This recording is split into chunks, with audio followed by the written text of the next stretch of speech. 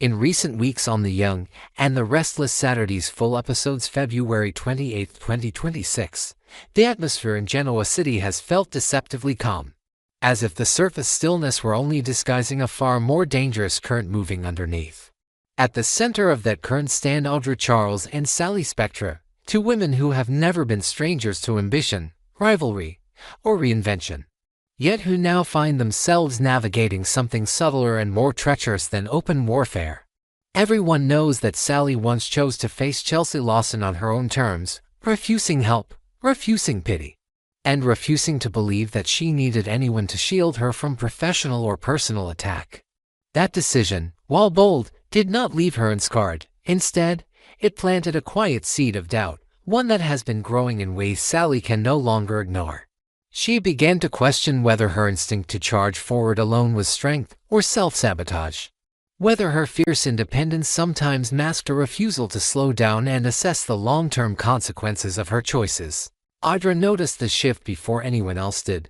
She has always possessed a talent for reading emotional undercurrents, for sensing vulnerability even when it is carefully disguised as confidence.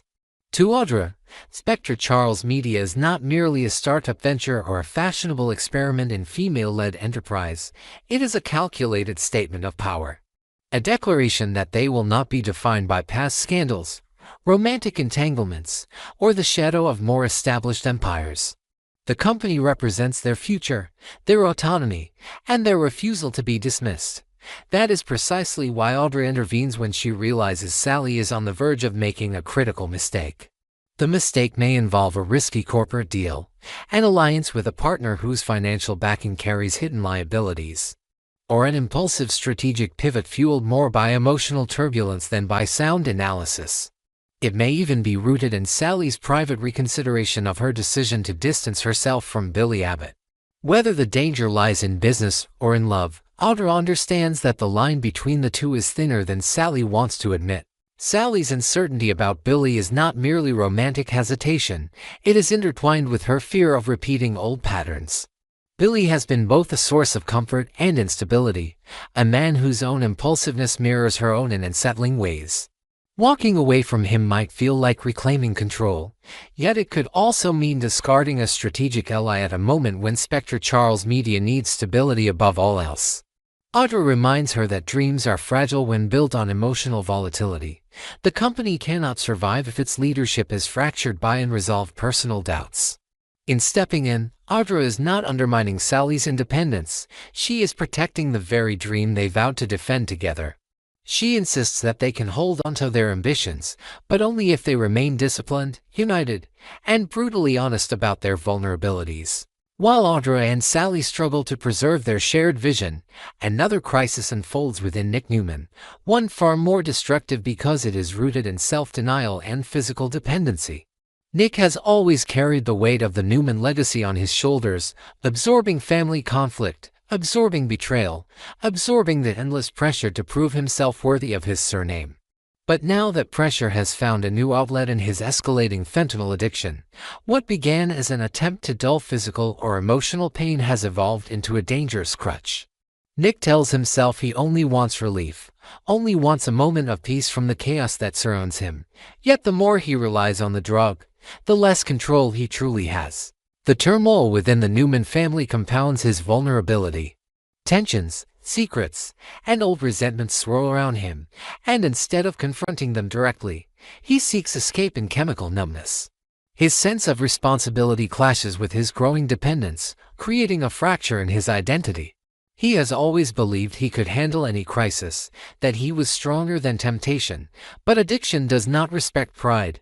It erodes it quietly, replacing certainty with instability. The situation escalates dramatically when Nick discovers that Matt Clark is back on the run. Matt represents more than a threat. He embodies unfinished business, unresolved anger, and the potential to destabilize everything Nick cares about. Rather than wait for Matt to strike, Nick resolves to take action. He convinces himself that hunting Matt down is a proactive measure, a way to restore order and protect his family. Yet this resolve is formed in a compromised state of mind. Under the influence of fentanyl, Nick's judgment is clouded, his temper shortened, and his capacity for measured decision-making dangerously impaired. The possibility that Nick could confront Matt while intoxicated is deeply alarming.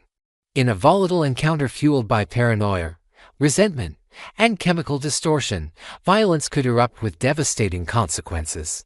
The most chilling aspect is not merely the potential for bloodshed, but the likelihood that Nick might not remember the full sequence of events afterward. He has already experienced one night lost to the haze of medication, waking to fragments of memory that refuse to assemble into a coherent narrative. The question now becomes how easily such an episode could repeat itself. How thin is the barrier between anger and irreversible action? If a physical altercation occurs and Matt is killed in the chaos, the aftermath would be catastrophic. Nick would face not only legal peril but a moral reckoning that could shatter his already fragile sense of self. Even worse, the absence of clear memory would leave him trapped in uncertainty, forced to rely on partial recollections and external accounts to piece together what truly happened. In Genoa City, secrets rarely remain buried, and any attempt to conceal the truth would only compound the damage. The contrast between these intertwined storylines is stark. Audra and Sally fight to protect a dream by exercising restraint, foresight, and strategic unity.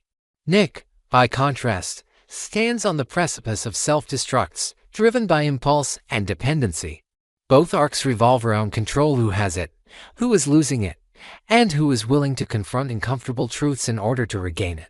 Spectre Charles Media may survive if its founders remain vigilant and aligned. Nick's future, however, depends on whether he can confront his addiction before it leads him into a confrontation he cannot undo. In the fragile ecosystem of Genoa City, ambition and vulnerability coexist in constant tension. One misstep can ripple outward, affecting families, businesses, and reputations. Audra's intervention may save Sally from a professional catastrophe. But unless Nick recognizes the depth of his own crisis, he may find himself waking to a morning where the damage cannot be reversed, where a single forgotten night alters the course of his life forever. On The Young and the Restless, the tension within the Newman family has begun to shift in a way that feels less explosive and more quietly terrifying. Because the danger no longer comes from an external rival or a corporate ambush but from the slow unraveling of someone they love. Victoria Newman has always prided herself on being perceptive, strategic, and fiercely protective of her family. Yet what unsettles her now is not an enemy she cannot maneuver in a boardroom, but the unmistakable change she sees in her brother. She warned Nick before about the pain medication, about the way dependency can creep in disguised as relief, about how even the strongest people can fall when they believe they are immune. At the time, Nick brushed off her concern with irritation and wounded pride, insisting that he had everything under control, that he knew his limits, that he was not their father repeating cycles of obsession and dominance in a different form. But Victoria never truly believed him, and now she has begun to notice behaviors that confirm her worst fears: the distracted glances, the sudden irritability, the gaps in attention, the subtle defensiveness that surfaces whenever anyone asks too many questions. Victoria is not simply worried, she is calculating what this could mean if it spirals further. She understands that addiction does not only threaten the individual but destabilizes entire systems of trust, particularly in a family like theirs where power and reputation are currency. Nick's increasing agitation since discovering that Matt Clark is on the run only amplifies her anxiety. She can see that Nick is no longer thinking in measured strategies but in impulses, in reaction, and a desperate need to regain control over something in his life. Victoria has seen that look before in men who believe confrontation will solve what restraint could have prevented. Her warning is no longer subtle. She senses that if Nick continues down this path, especially under the influence of fentanyl, the outcome could be catastrophic. The tragedy would not only be legal or public, it would be deeply personal, because Victoria knows that if Nick does something irreversible, the guilt would consume him long after the headlines fade. While Victoria wrestles with fear for her brother's future, another storyline unfolds with a different but equally volatile emotional charge. Claire Grace Newman, still nursing the sting of her breakup with Holden Novak, is finding that heartbreak has not softened her but sharpened her resentment. The separation has left her with more than sadness, it has left her searching for someone to blame, and in her mind that blame has crystallized around Audra. What began as rivalry has deepened into something more corrosive. Claire's bitterness toward Audra grows by the day, fueled by the belief that Audra always lands on her feet, always manipulates the narrative, always emerges stronger from situations that leave others wounded. Claire is not the type to retreat quietly. Instead, she begins to consider how she might gather information, how she might uncover vulnerabilities in Audra's carefully constructed empire. Spectre Charles Media becomes an obvious focal point. Claire understands that companies, no matter how glossy their public image, often conceal fragile seams beneath the surface. She wonders whether financial records, partnerships, or strategic alliances might reveal weaknesses that could be exploited. Yet this kind of digging is not without risk.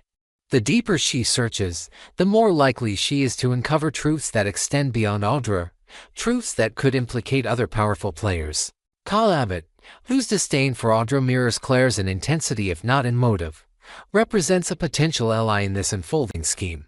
Kyle's resentment stems from personal grievances and professional clashes, and his willingness to challenge Audra has never been subtle. The possibility of Claire and Kyle joining forces feels almost inevitable. Their shared animosity could easily transform into collaboration, a partnership built not on trust but on mutual purpose. Together, they might believe they can corner Audra, expose her, or at the very least destabilize her ambitions. Yet alliances forged in anger often overlook unintended consequences. If Claire and Kyle move forward with a plan to dig into Audra's affairs, the ripple effects could extend far beyond their original target. Corporate investigations rarely remain confined to one name. They intersect with employees, investors, and strategic partners. Innocent people could find themselves drawn into controversy simply because they are connected. Spectre Charles Media, already navigating its own precarious balancing act between ambition and vulnerability, could become collateral damage in a war fueled by personal vendettas. Moreover, Claire's pursuit of revenge may blur ethical lines she once believed she would never cross. The hunger to prove someone wrong can easily evolve into a willingness to manipulate information, to leak selective truths, or to weaponize private data. The danger lies not only in what Claire might uncover but in what she might do with it. In Genoa City, secrets are currency, and once they are spent, they cannot be reclaimed. If Claire exposes something explosive, she may discover that victory feels hollow when it destabilizes the broader ecosystem she inhabits. Kyle, too, may underestimate the cost of aligning himself so closely with Claire's agenda. His family's legacy, the Abbott name, carries its own vulnerabilities, and retaliation is always a possibility when powerful figures are challenged. As these parallel tensions build, the city stands at the intersection of addiction, ambition, and vengeance. Victoria's warning to Nick grows more urgent as she senses time slipping away before a catastrophic mistake is made.